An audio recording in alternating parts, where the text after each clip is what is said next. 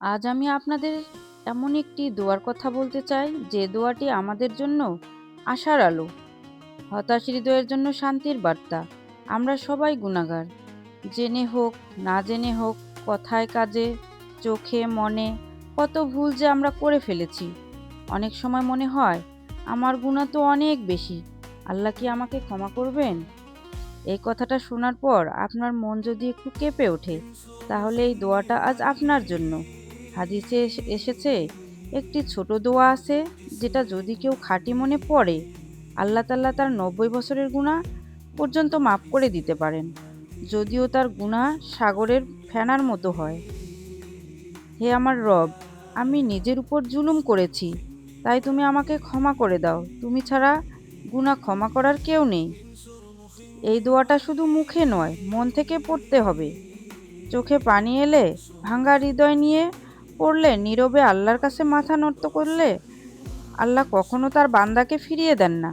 আপনি যদি আজ ক্লান্ত হন, ভেঙে পড়ে থাকেন, জীবনের ভুলগুলো আপনাকে কুরে কুরে খাচ্ছে, আজই এই দোয়াটা পড়ুন।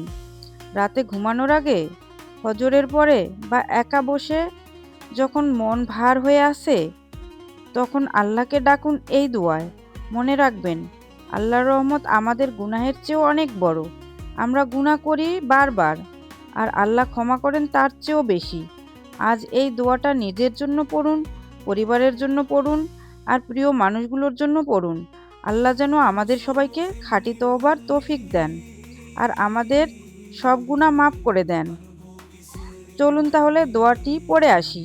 তবে দোয়াটি পড়ার আগে, আপনি যদি ইসলামকে ভালোবেসে থাকেন, তাহলে একটি লাইক দিন।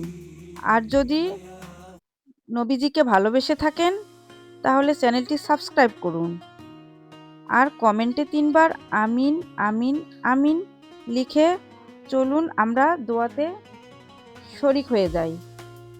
দোয়াটি হচ্ছে, রব্বি ইন্নি জালামতু নাফসি ফাগফিরলি ইন্নাহু লা ইয়াগফিরুয যুনুবা ইল্লা আনতা।